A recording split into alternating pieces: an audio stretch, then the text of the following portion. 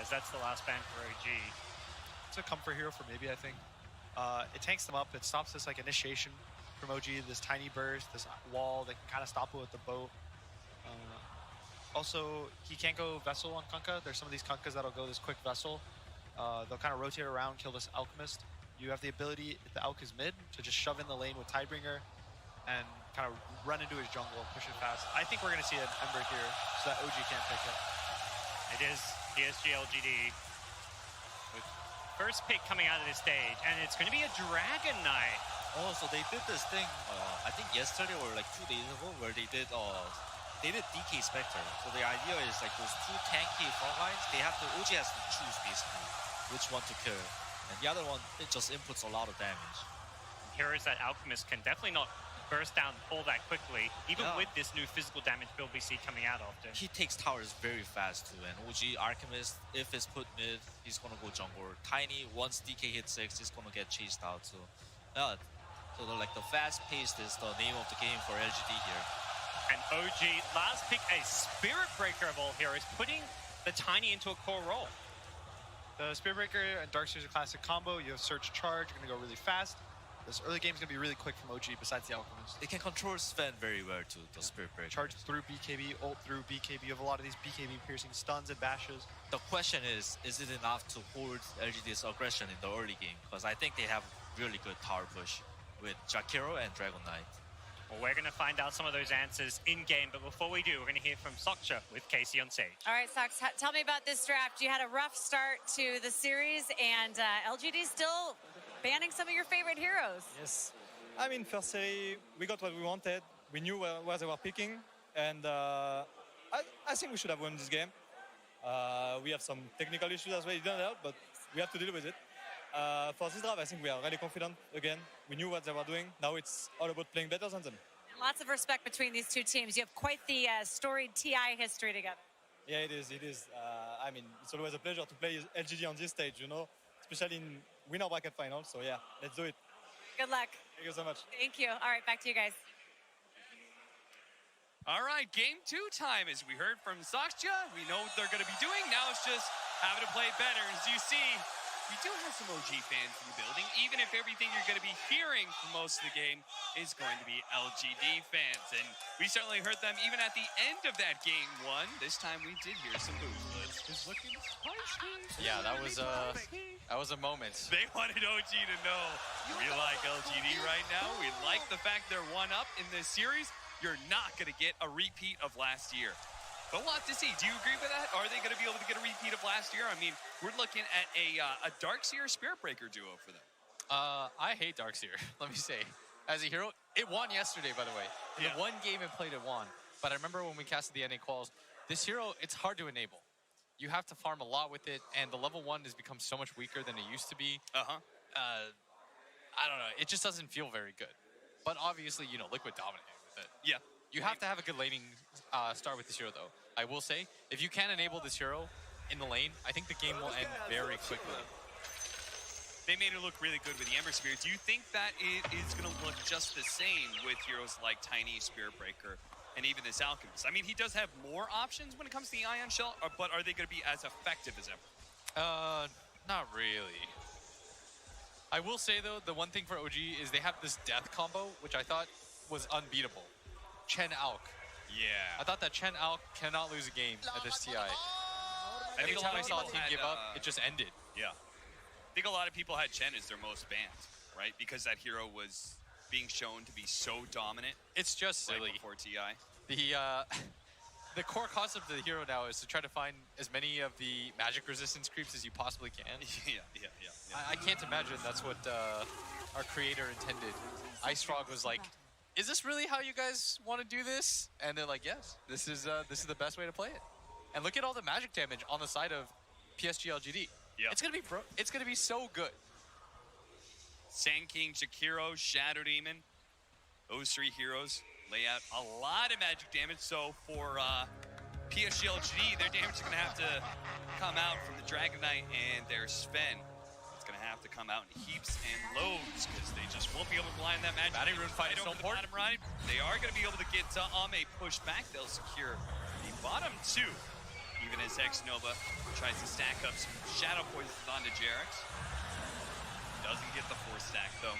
That's where the real money starts coming in, that 4th and 5th stack. Does do decent damage. I will say about Darkseer, his overall weakness comes from the fact that he doesn't pressure the safe laner anymore. Like, Ame should just free farm. Like, every safe laner says, when I see Darkseer on the other side, that's free farm. Yeah. You're going to get almost all the last hits because the animation, the attack animation of a Darkseer is pretty bad. You should be able to get a lot of denies because Ion Shell, especially level 1, is pretty easy to read. And we'll see how OG is going to find a way to be able to break that opportunity for Ame. And their idea is with the Spirit Break, and he's going to be pulling around. We're going to see No-Tail here. Maybe Die here is challenged. Just keeps on staying on top of him with the Caustic Finale. He did not expect this level 1 Caustic. Laying out some taunts, but the dual breath is going to slow him down, and he's going to die underneath the tower. First kill of the game goes to Psg.Lgd. But at least it's not that first blood. We are going to charge in from Jerix. He's collected a nice big wave. Now Seb's going to try and pop it. That's why Ame and X-Nova, they're going to try and chase him away from this wave, maybe even kill him here as Sapphire is going to show up, and sure enough. You can stack the waves all you want, but they're not going to let them Ion Shell clear. This is what you want to do against the Darkseer, is tri-lane. Push him out so that he can't just skip the creep wave, make it really hard for him to push the lane into you and then pull the side wave. Cute little play by Thompson. He actually tossed Somnus away from the creeps so he could get a deny in. Little stuff like that is what makes these two mid laners so unique. Maybe he's been one of the most dominant ones of the last few years for China, while Thompson, the newcomer to the scene, managing to win his very first TI. Some of his rather unique play bottom lane. Seb, this Ion Shell will start getting some of the CS, but you can see Ame has already racked up 6 denies. Yeah, Seb right now only has 5 last hits. It feels like he's gotten a lot because he's been on the creep wave for so long, but it's really when you hit level 3 and you get that level 2 Ion Shell that this hero starts to come back online. How do you feel about Darkseer as an off-lane player? It's not a hero that you've been playing for a while, right? Well, for me, it's like I just look at Sand King, and I feel like in a lot of ways, Sand King's the same hero, just a little bit better. You know, in the fact that you have the same concepts with Sandstorm, of just kind of sitting in the lane. But it's a lot harder to stay out of Sandstorm than it is to be able to work around level 1 Ion Shell, especially. And that's why they're going to tri-lane against Seb, make it hard for him to get farm and space. We talked about how if this Darkseer doesn't have a good lane, might just be a short one for OG. Yeah, and how do you push back Chalice? You have to just drop so many sentries while simultaneously he can fight you underneath the Sand King as well, which is usually an advantage that Alchemist has over the off laner. He drops the acid spray and just man fights you if you choose to try and harass him out, because the armor difference is going to be too big. Top Chalice.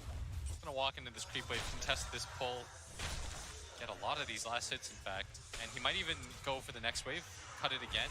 I think you're just gonna allow this Alch to farm, but there's not a lot of choice in the matter. Yeah, they know that, especially with the Chen, a dual lane's just not going to do enough to shut down this Alchemist. So Chalice can work on trying to get that extra farm. Maybe he pulls it into the hard camp, maybe he just farms it up by itself. I think he's waiting for the small camp to respawn. Yeah. Toss up, trying to get that bounty rune. Or power rune rather, but it is a double damage for Jerix at bottom lane. Vanna's going to do the same. He's going to pull the creeps into the hard camp, even pop the glyph to help him bring it down a little bit faster. Chalice with the Burrow Strike is going to try and take some of that CS, but Anna, especially with the skeleton spawn and everything else, thanks to Greevil's Greed, he got a lot of gold off of that. Our mid lane matchup, how's that supposed to go, by the way? Tiny versus DK. I'd imagine that both do okay because Tiny has your tree grab, which I think is so strong in laning, it's almost impossible to deny it. Yeah. But melee versus melee, I believe maybe just wins because he can out-regen you. And Breathe Fire is so effective against attack-based CSers. You could see maybe really pushing that advantage he has off the regen is he continues to tag Thompson even underneath the tower, just knowing he doesn't have to care too much. Bounty Rune's going to spawn. Seb does manage to get one of them bottom, so we're gonna have a 2-2 split. Not bad at all for Alex. But Chalice is going to get this big wave. He wants to try to connect it to this camp. They're and both Anna's going to do the connect it same. to the same camp, so Acid Spray versus Sand. These are dying so fast. Who's going to get the last hit on the neutrals? It looks like Anna actually walked away with a fair bit. X-Nova's going to show up for the first time here in a long time at top lane, trying to catch No-Tail. The act of pulling. Yeah, it looks like everybody's just having a good time. It's one of those weird stalemates where all the cores are sort of happy. Yeah. Maybe with the exception of Thompson in mid lane. But even his CS is not, you can work around that. And they do spot the rotation down from bottom. And this is something that Thompson does so well. And it's very unique to his playstyle is how early and how often he's going to invade that jungle area. He doesn't want to just go into the bottom lane and pressure your tower. He wants to kill you while you farm. And that's why Psg.Lgd choose this DK, not just because he can beat the Tiny in lane, but because it's a hero that can pressure the mid tower whenever Thompson does try and go for those rotations. Bottom lane, they do manage to kill FY with the Ion Shell combo. Jerix, stun comes out, and they will trade supports. Seb is getting a lot out of this lane. As much of a free time as Ame has had, so is Seb. They don't really have a way to kill him easily. No real hard stun aside from Ame. There's no real follow-up to that. But he's out of mana right now, and this should be a death. Yeah, a little bit too greedy. Even if he did have the mana for Surge, X-Nova made sure to be there. So he could have disrupted. Especially those early levels of Surge. It is level 3, actually. And there's already a Veil picked up by Sand King. Chalice's timing is going to be real quick. And now he's going to be left alone in lane as Anna, with Chemical Rage and Acid Spray, is going to start trying to deal with the stacks that have been laid out to him. These are real nice stacks, and the timing that we're looking for on this Alchemist is anything before 12 minutes, Anna will be happy about. With this big of stacks, I imagine he's going to get there. As he's got pretty lucky on that medium stack as well with Wolves and Satyrs. You always love to see Satyrs when it comes to an Alchemist. It's the perfect as well, like Satyr plus like the Mud Golems. Oh, yeah. That'd be like the ideal situation. They're going to try and kill No-Tail at top lane. They really have to. Drop the Veil. They do have the Epicenter if they want to try and go for it, but instead, Chalice just goes for the body blocks, and it looks like a Sandstorm. He's dead. That is so much damage. Yeah. Veil, 4 levels of the Sandstorm, you're not escaping that. And they need to be able to kill him because while the Alchemist is gone, they need to punish the fact that there's no core in this lane. Take this tower. You got to pressure all the towers right now. If you're Psg.Lgd, you need to force the Alchemist to leave the jungle, pressure his lane, make it hard for him. Because OG's already ahead of you in that timing as Seb and Jerix managed to take that bottom lane. Charge in on X-Nova. They are going to be able to get the double Ion Shell on top. X-Nova's going to disrupt one of them, especially with the bash from Jerix. It is impossible for the Shadow Demon to get away from that. He should know about the ward now, but honestly, it's lasted for most of its lifetime, so. OG will have gotten the full use out of it. They even have a sentry laid right next to the Observer ward that was placed out by X-Nova in the last 2 minutes. They just don't know it's there yet. You see this Sven, by the way? He's gotten the Midas. Yep. He wants to keep up with the timing of the Alchemist, who is rapidly approaching his own timing.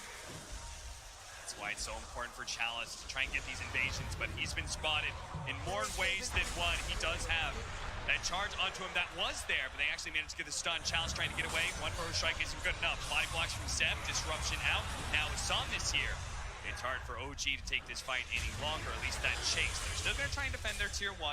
That'll buy Anna more time in top lane. Jarek's trying to pull the creep wave away, and he's going to charge out, but he's going to run into Ame, who's already pre-pepped his ulti. He does manage to get him with the charge bash, and as a result, Ame is going to miss out on the kills. The ice bash just falls a bit shot. 5-2. This is about the time the teams are planning their rotations to secure bounty roots. Let's see what OG does to try and secure at least 2 for this Alchemist. How LGD opt to try and defeat that. We're going to Shrine up. Psg.Lgd can go ahead and invade on this right side, but you can see No-Tail's brought Thompson up here. And they might just be able to get 3 as a result. They chain stun on it, challenge the toss up in the air. They pick up that battery root, but now the epicenter. It could be No Tail in trouble, especially with that fail and so much magic damage. The support does die, but for OG, they call it space and gold for Ana.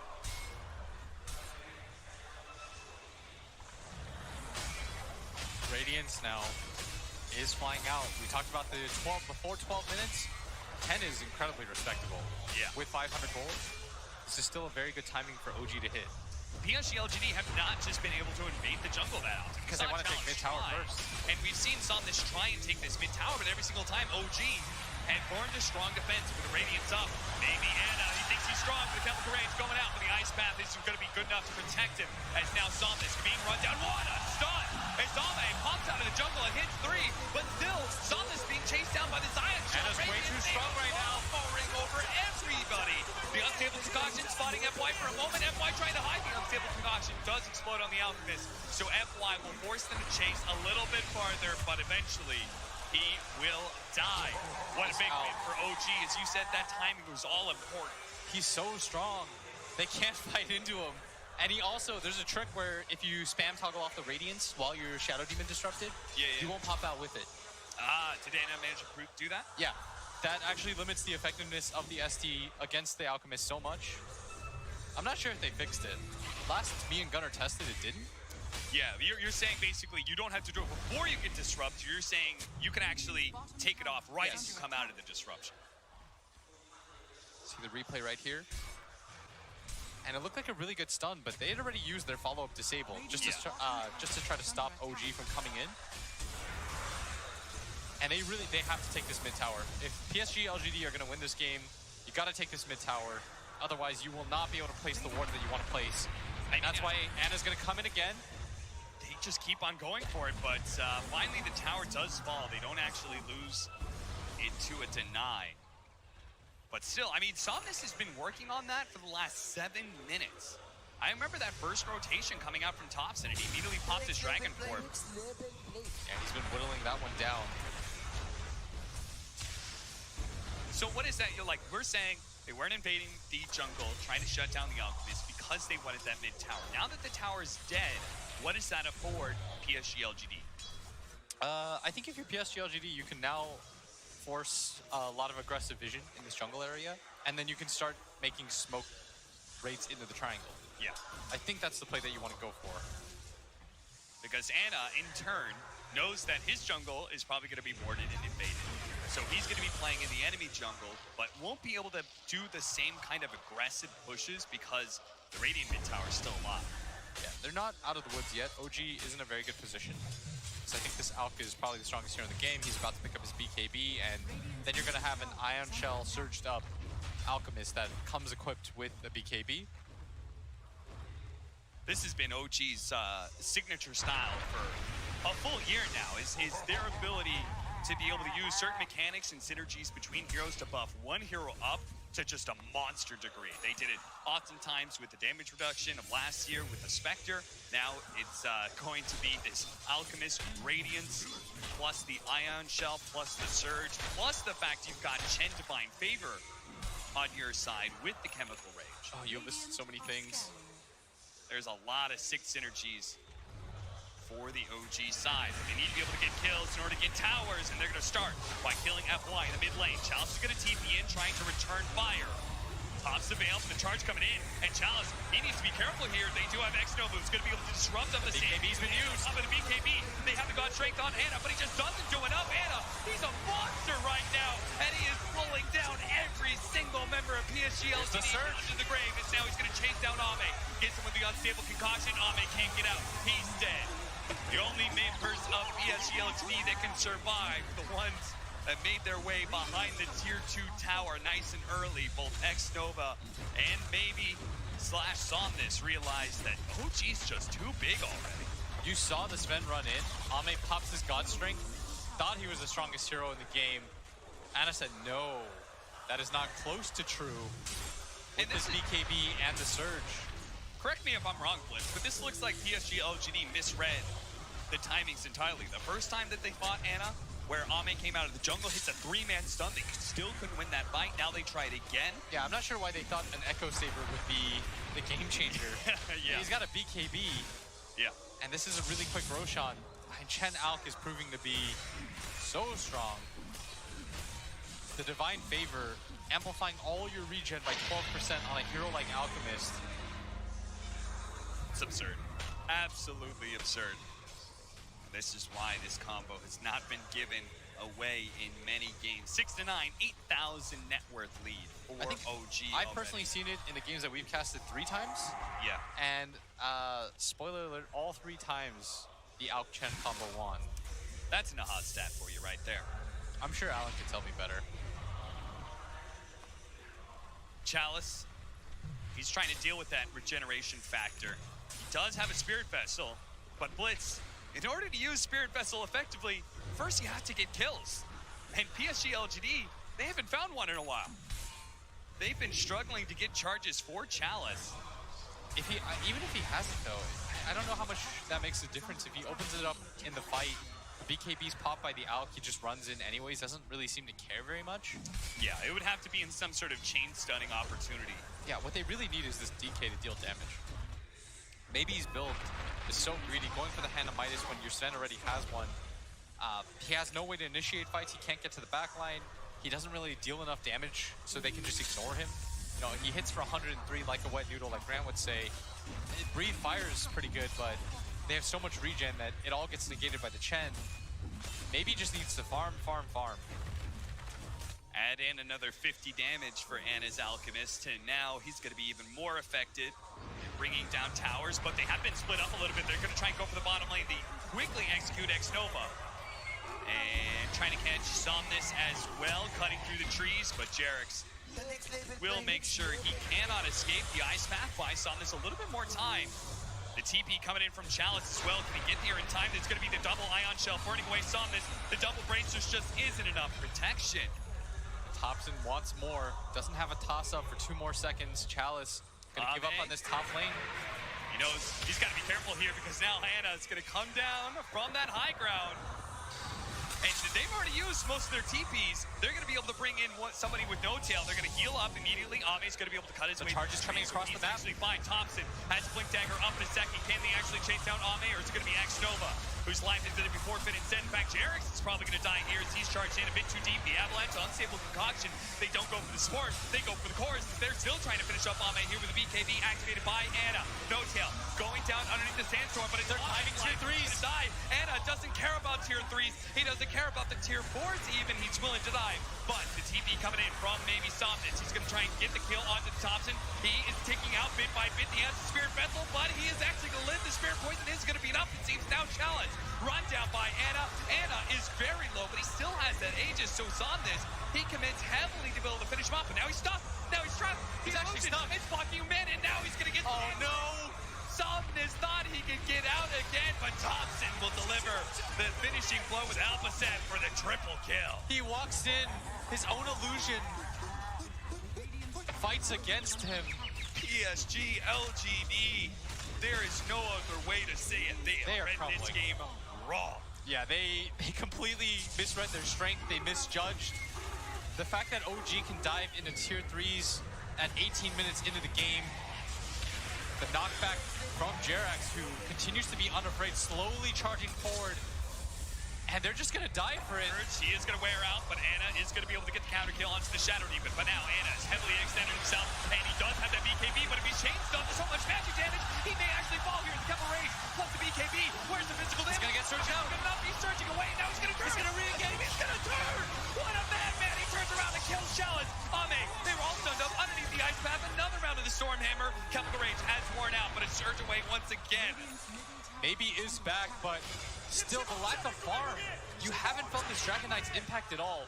He does have more CS by like 30 on this Tiny, but you're feeling Thompson's presence in the game. 5-0 and 8.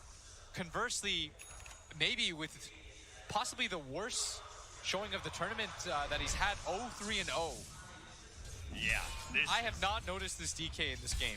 This is not the superstar that Psg.Lgd has built this squad around this performance by him. And you know, it's not just on him, right? It's got to be his team as a whole misreading how they were going to be able to play out this game, how they were going to be able to shut down the Alchemist. Both sides vying for They control want to be here. able to fight for the bounty runes. Thompson, ready to go. He's going to wait out the ice path. He can blink forward, toss back on Somnus, or he can look for more. And he's going to look for more. And sure, he's going to grab Jared. Finds both of them, and then double charge. Into the charge, into the vacuum with the wall. What a sick combo from OG is now they look to be able to run down even more heroes. X-Nova. Let's see if the concoction will actually stun himself. But X-Nova's just playing a game to ring around the rosy. But it has a deadly finish for X-Nova. It's now 9-20. OG marching high ground in 20 minutes again. They have to deal with Chalice, who sits in the sandstorm, is going to back out the charge. Probably not going to complete it. Okay. Takes a few shots from the fountain, no big deal. Dances it off. They're going to take Rax 20 minutes in. LGD cannot contest them at this point. Ame has finally realized what the situation is, and it is dire. He's going to try to get his BKB just so he can fight, but it's really the damage that they lack right now.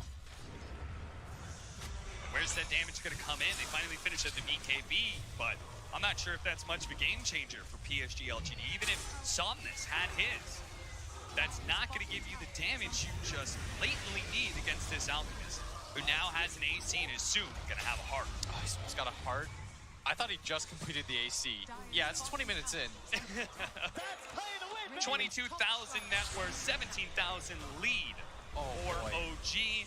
And you can make as many arguments you want about an Alchemist and how he's supposed to be ahead, but no way he's supposed to be this far ahead. Yeah, 17K. Normally when we say that, we mean like 5, 6.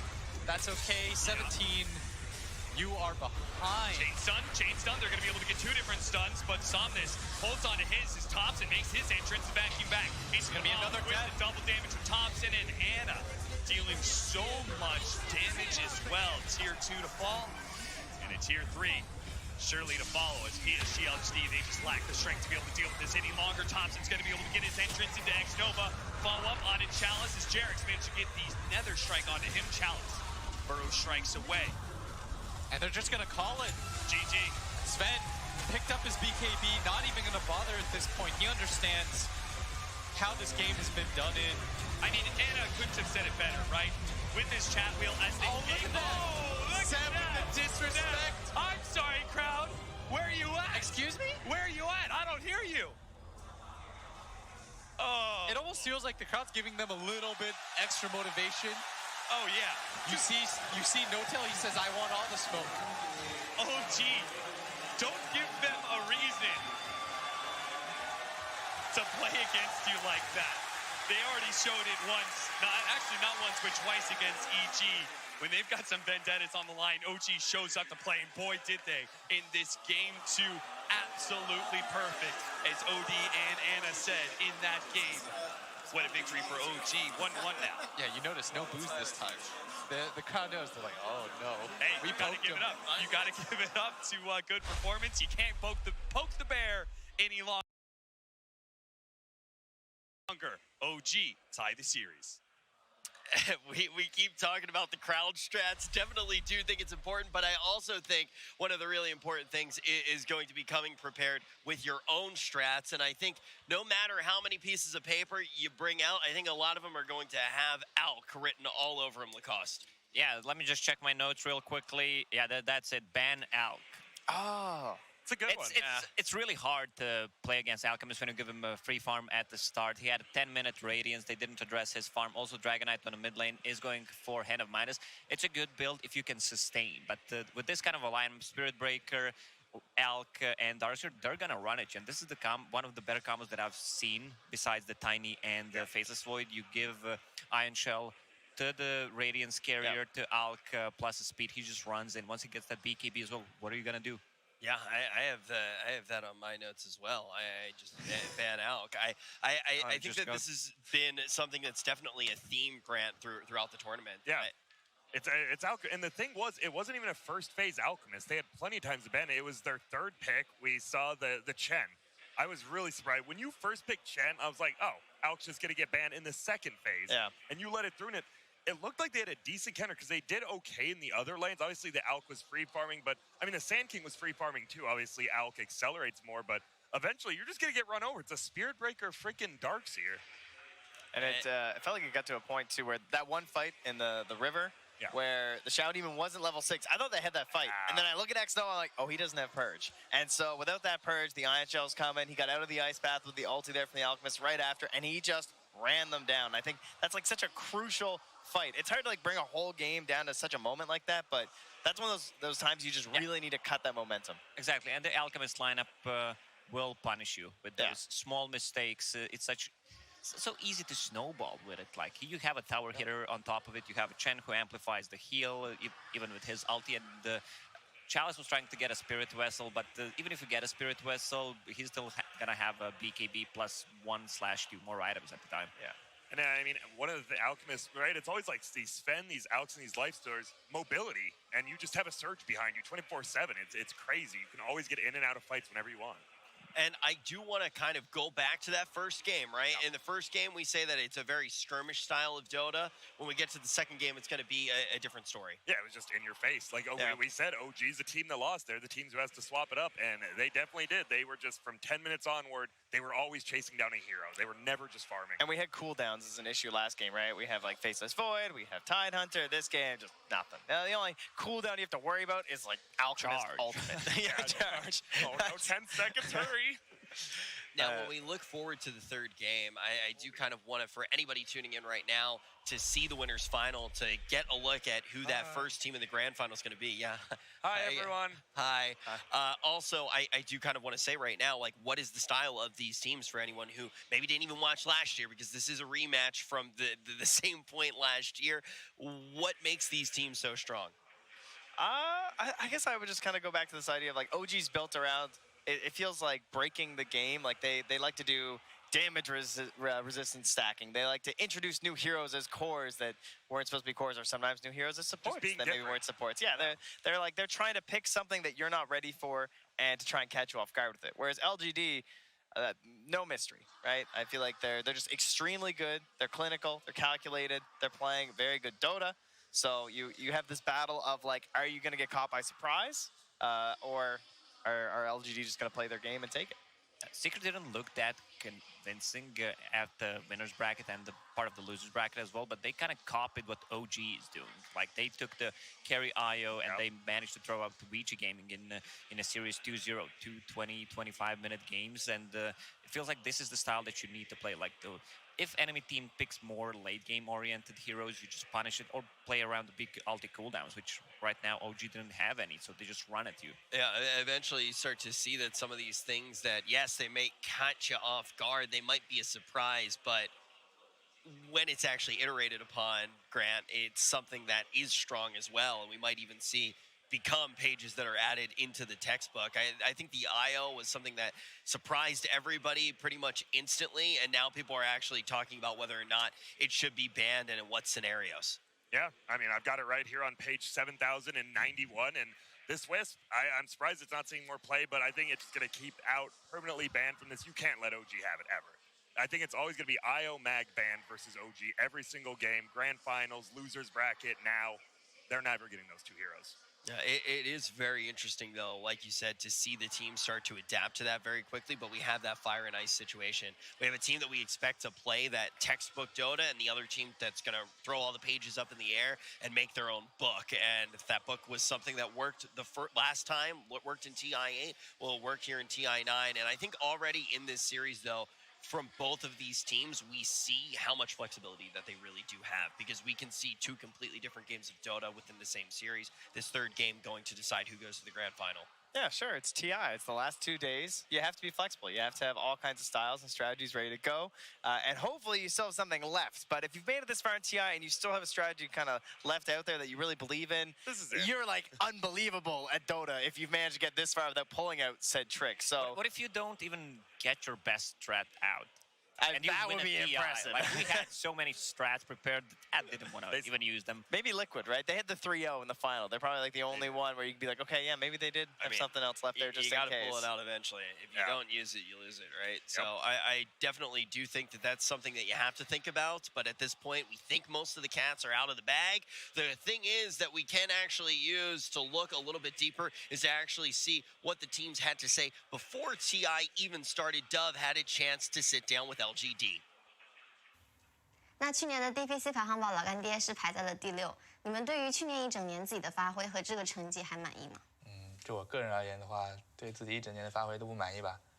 然后，整个队伍的状态，就是可能因为一些之前的影响，就肯定是整体来说都不太好嘛。感觉每个比赛都没有发挥好吧，打得不是很好。今年一整年都就一般吧，打的。那其实感觉这一整年很多选手都有比较大的进步。那你们是否觉得在 TI8之后，心态上面有没有一些什么进步？心态肯定进步的呀。这一整年其实挺难熬的，对吧？那有没有一些比较开心的瞬间？要说的话，应该是 Vici 夺冠的瞬间吧。我们是 Vici 老粉，我是 V 坤，是 Vici 夺冠，我们很开心。替 Vici 开心。虽然去年一整年都很难熬，最难熬的时候是什么时候？有一段时间 maybe 就逃了，回去结婚了，我们非常难熬。就是在队伍人员不整齐的时候，就会觉得稍微有点难熬一点。但其实那个 Major 你们打的成绩还可以的。是这样的，但当时就感觉还蛮有希望夺冠的。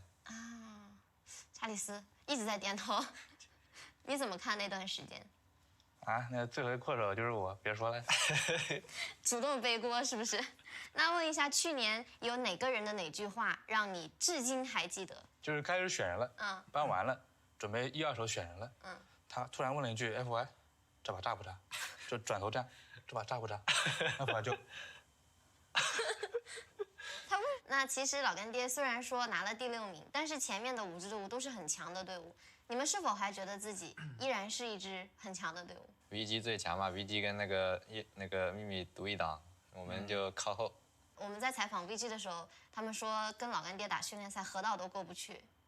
他们乱说的，我们一看就是造谣。就我们一过河道就被他们5个人冲出来乱杀，我们就是训练被他们打个什么10比0这种很正常。就我们的训练就是被 LGK 操盘，就是都在他掌控下，他想让我们输就让我们输，想让我们赢就让我们赢。就我们出发前 LGK 都特意来说了一句：“你们要谢谢我抬了你们一手，就没把你们打得很惨。”事实上就是我们根本没怎么赢过他们，真的很恐怖。现在看到他们，我们都在发抖。那再次来到 TI， 2个人是抱着什么样的心态过来的？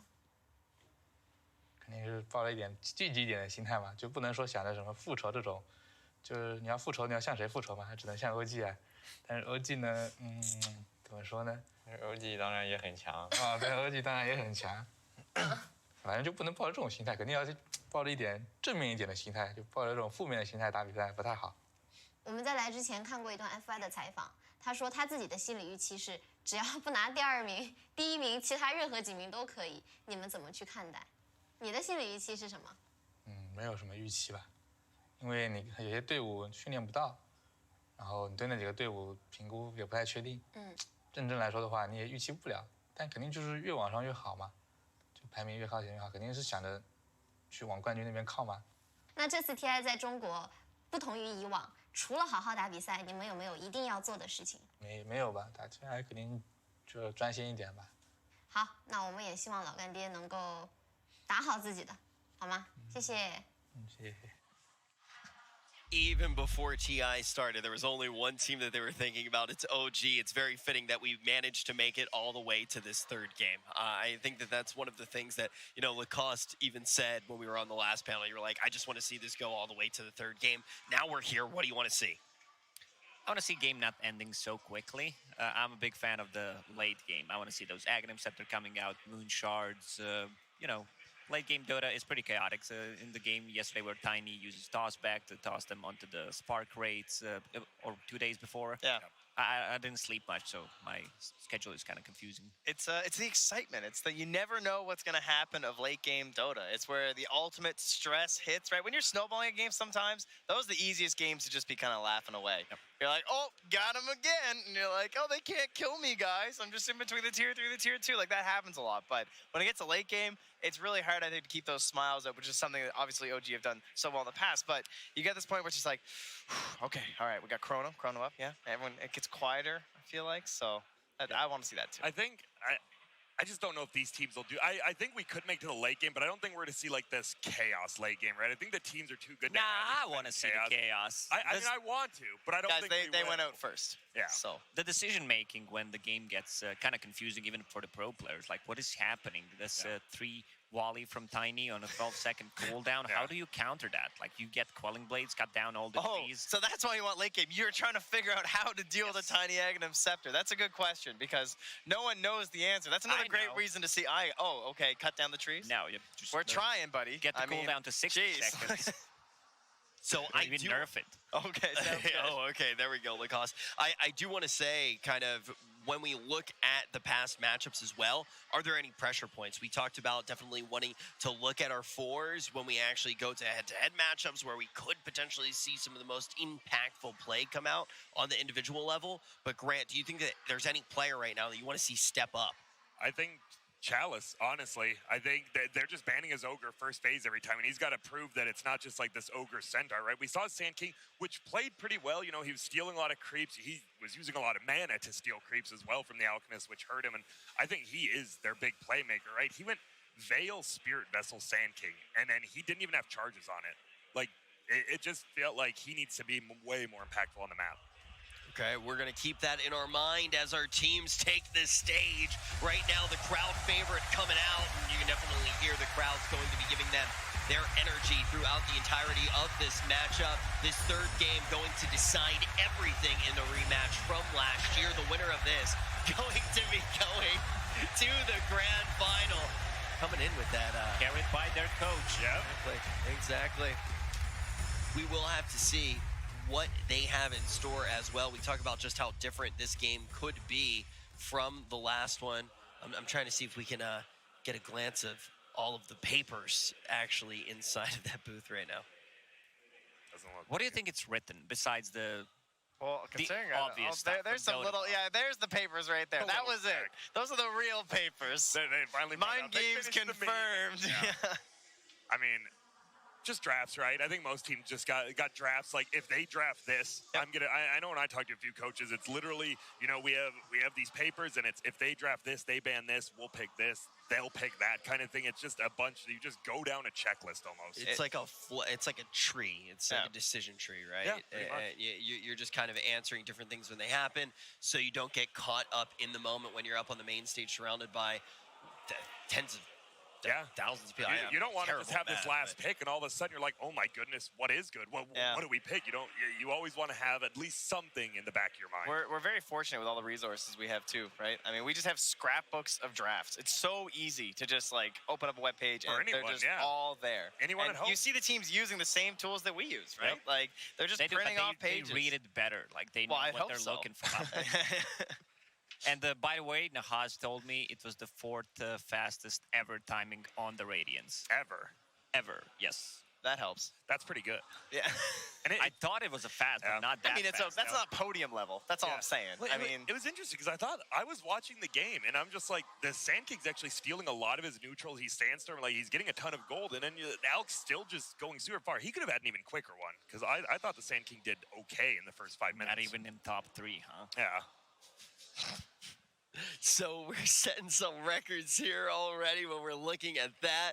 We've set a lot of records at this TI. We really have. We see the highest placement of an entire region, and now we look at this matchup, and already there's a 75% chance. Nahaz is probably going to yell at me for this, but Wick tweeted it out this way, so I might get out of Dodge. A 75% chance that we see a two-time champ. I know that that's not. I see Naha's shaking. That's his head how right math now. works. I'm pretty sure it's I see fine. Naha's shaking his head right now. Every but match is just a coin flip, so it's, yeah, it's okay. Yeah, right. I think even if that was the case, that would still be incorrect, right? Yeah, That's Nahaz right. is actually. I've never seen Nahaz smile. That dude loves numbers. He absolutely loves his stats. He's sitting there like a jolly guy, just laughing at my numbers. But ultimately, we are in a position where we still do have so many potential two-time champions this time around. And when we look at the side of OG, obviously, how crazy would it be if not only we have the first time that somebody's been able to win not one but two TIs,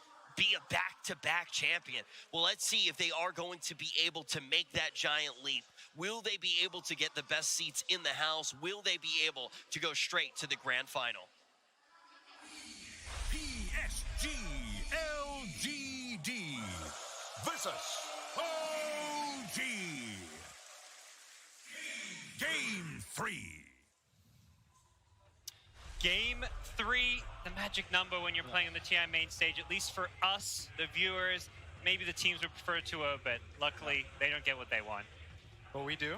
Yeah. So here, game 3, OG got picked first pick. They won the coin toss, and LGD picked Dire. I think whoever has first pick has a huge advantage this TI. You say that so far in this series, first pick has lost both games. Why do you think first pick has the big edge here? Especially for OG, because there's like I said, there's so many heroes that if you just pick it has a huge edge. Enchantress, Io, or not Io, but like Io for OG, I guess. Io, Chen. I think they forgot about the Chen at LGD, but like Magnus is pretty high up on OG's priority too. Yeah. So OG has a lot of these like first pick heroes that LGD don't want to give, but LGD don't have like a lot of first pick heroes. I think the LGD draft was actually really good against the whole OG draft. I thought LGD outdrafted them, besides one factor, which was the Chen Alchemist. I think that was the one trump card for OG. If the Alch got banned and even they picked up the Spectre second phase, I don't think this Chen Spectre is as strong as this Chen Alch. Yeah. I think the game would have went a lot different. Because those first bans, you're normally thinking about what you're giving up, and it does feel like maybe they forgot about the Alchemist, particularly the synergy with the Chen in that second ban phase when they're banning Spectre and Void. Right now, I think they're deciding whether they should ban Magnus or Chen, and they just stick with the Magnus. They're probably also thinking Alchemist, because OG banned AA in the first stage this game. So last game, it was second stage. They banned the AA to protect an Alchemist, and guess what? OG's first pick, Chen, Alch is still in the pool. I think LGD has to take Alch here. Or ET. They might pick ET. Or both. Yeah, what are the heroes you're picking to deal with an Alchemist in the first stage if you're expecting that second pick? I don't think you can. The Alch Chen is so strong. I don't even know if I've seen it lose this whole tournament. Like the two, maybe they've lost one match together, but every match I've seen, it's a stomp. The 20% more healing works so with his ult. His creeps can protect your jungle. You kind of go back and forth. There's all these they make up for each other's weaknesses. You know, they're like one of the best duos in the game. I think you can pick. Well, they do get the ET you suggested, Febby, the most picked hero of the tournament so far. Yeah, second most played by LGD actually with a 86% win rate. Mini Nahas here. Statsman Febby. Yeah. I think they have to take the Alch here. I think unless they have a set idea of how to beat this Alchemist, it was too strong last game. I think even if you kind of contest him in the early game, he's going to get a Radiance, and they give up the Alchemist. They have a different idea. It's the Tiny who OG had last game as well. I mean, as far as heroes that have looked the best of the best, I feel like Tiny is in that category as well. Yeah, it's just so versatile. It can play as support, but nowadays we see it more on core with the tree volley. Just coupled with some AoE stuns, this tree volley can do a lot of damage late game. Yeah. The scary thing about this Alchemist is most Alchs are going at least one bracer, if not two, which means that he's not going to die to this Tiny combo in the early game if it's a core Tiny. Maybe with the ET aura, the magic. Yeah. But even then, I think it's kind of pushing it. We could see some of those combos around ET, like the ET Gyrocopter, where you run people down with the magic damage. Of course, OG now have two bans to protect themselves from some of the heroes they're worried about. Probably they're going to ban the Void. Yeah, that's the other hero. And the Gyro. I think those are probably the top two priorities for OG. Ember's pretty up there too, I think, for LGD. Lifestealer is okay. As we said, like last game, it's good against the creeps. You can eat the creeps. It's decent against the Alchemist, I think.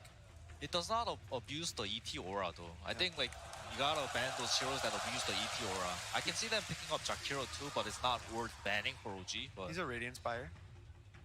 And that's ET aura, magic, and physical. I think the one scary thing about the, or like not scary thing about the lifesteal though, is like he doesn't do enough damage until later in the game for this Alchemist, like, you know, post 30, 35 minutes. And before then, this Alch Chen I think is going to run them over. Like we saw last game, this Alch had such a fast Radiance, and the game just feels over like 15 or 20 minutes, right? There's that one Roche fight, or the River fight, Shadow Demon's level 5, the Alch gets like 3 kills, Sven tries to hit creeps, but now this Alch's like double his net worth, and the game feels really over. Yeah. And Lifesteal's gonna be in the same position, right? Like sure, like him, like the Sven can scale against this Alch. You know, 3-4 items, maybe 5, they're gonna be evenly matched, but this Alch's gonna have 3 items on you, and at that point, well, yeah, how do you beat it? And the Chen synergy with the Alchemist is not just the amplified healing. It's you've got this hero in the jungle that's stacking for the Alchemist, can stack with his hero, can stack with his creeps. Something OG are very efficient about getting Ana as much farm as possible when he's playing Alchemist. one of the issues with like this multi-thing stacking is you can only micro so much, right? So it's like you can kind of try to get like 2-3 camps as well, but it's kind of hard. So I think what a lot of teams can do is they give away the Chen creeps to their other players. So he can give like 2 creeps to this Alch, and the Alch can also stack 2 other camps, you know? Yep. And they're just maximizing their efficiency. It's the gyro ban, so Psg.Lgd do have Faceless Void open to them if they want to go for it. Name has played a decent number of games on the Void. He is comfortable on the hero. yeah, it's one of Ame's favorite heroes. They also, LGD banned the Darkseer. It worked. It was so good with the Alch last game. He's just getting Surge early game. He's already fast from ult. He's already a fast hero. He has phase boots and he has a Surge. He's running, you know, like 600 movement speed, 700 movement speed. It's You pretty can't funny. slow him. It's pretty funny because like 2 days ago, Darkseer was untouched, right? Yeah. It wasn't picked at all. Now, OG's just bringing it back. He was one of, I think, the last 5 or 6 heroes unpicked or unbanned, unpicked at least in the entire tournament. Yeah, and then he got picked by Secret, maybe? Secret or Liquid? maybe? Liquid. It was Liquid with mind control. Yeah. I think it's coming back a little more because teams are, I think, valuing Ember a little more than they were the past couple days. Alchemist is also getting up there, and Tiny. And Darkseer with those 3 melee heroes in particular are really good for the 15 to 25 minute mark. Ember, for obvious reasons, his ult's faster. His Flame Guard just becomes a better Flame Guard with the Iron Shell. Alch for what we said, and Tiny just because he gets you in position. And that's all Tiny needs. He needs to get in position for these Toss Avalanche combos and dealing a lot of damage. Shadow Demon is picked up by Psg.Lgd, giving them SD ET support duo. One of them will be FYs. You think that's more likely to be the Shadow Demon getting the probably farm the here? Shadow Demon. Also a block pick. If they wanted the Void, you want to take that SD away from OG, I feel, because that's the save that teams often want to be picking and playing against a Faceless Void. It's also good against the Alch if you're really far behind, because if you make illusions of him and he has a Radiance AC, you'll get both the ores on your own team. Well, the trick we've been seeing is you can turn the Radiance off while you're disrupted. You can't turn off AC. Oh, true. You could Yeah, they can turn off the maybe Radiance. backpack it, but there's also like Yeah. But as far as the Radiance goes, I feel like the SD, we're seeing all these Alchs now just, you know, you can spam it and turn it off inside the disruption. Predator made it to the second phase. Ooh, it's a really good Morphling game for LGD, I think. Yeah, I saw Morphling. It's okay. I think there might be a little too much pressure in the mid game for Morph, but it lanes really well against the Tide. But I think they're just gonna give Ame last pick. They needed the magical damage, so they opt for the Sand King, even though they lost with it last game. Get the fast veil, you've got magic damage coming out from Shadow Demon. It's synergy with the ET aura. Yeah, there is a lot of damage for LGD. Yeah. I guess they were happy about how their first like 5 minutes in the offlane went with the Alch pressure. But as we saw, that didn't really slow his Radiance timing down significantly. He got the 4th highest, right? Yep. So I guess, you know, they're feeling confident. They're like rerunning what they did last game. They're probably saying, you know, maybe our mid pick or our carry pick was a little off. Maybe we gave them too much. So maybe now they're kind of thinking, what we did with our other 3 heroes is fine. Yeah, but we their gotta mid change pick up. has changed. It's gone from a DK to a Tiny who is kind of faster paced. It's at least a hero that can get in the Alch's jungle and steal stacks, I feel. DK doesn't really farm enemy jungle stacks or stacks at all. Not until he's even level 12, right? Now Yeah. at that point, it's too late. So someone that can go in, threaten to kill Alchemist, take those stacks, and OG now going to be wondering about what they're going to get. Probably going to pick a Thompson here right now, unless he has multiple options. Usually, on this this pick right here for first pick, you want to pick the hero that you think is more important to your draft. So in this case, they picked the Rubik. And that's because they're probably going through yo, Jerax, do you have options? And he goes, nah, it's really, Rubik's the best. Everything else is a tier below.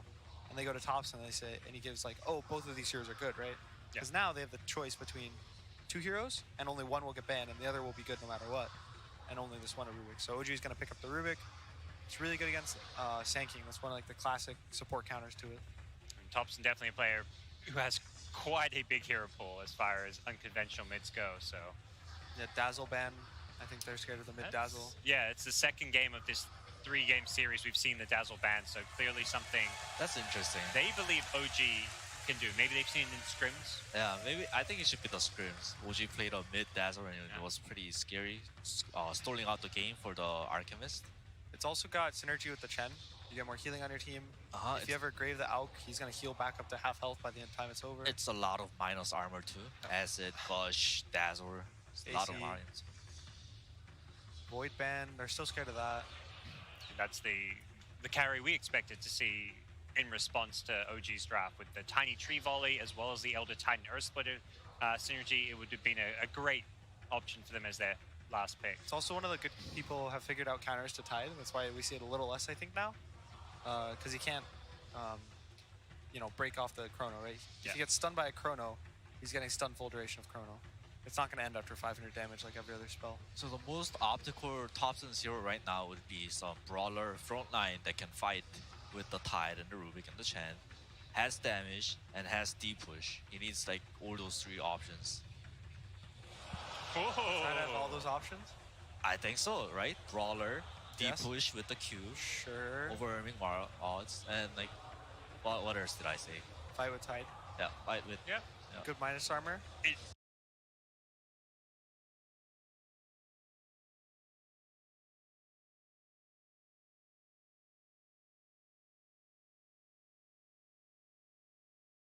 Pick 2, it's another hero that benefits from the Chen amplified healing. It gives them a save, something that,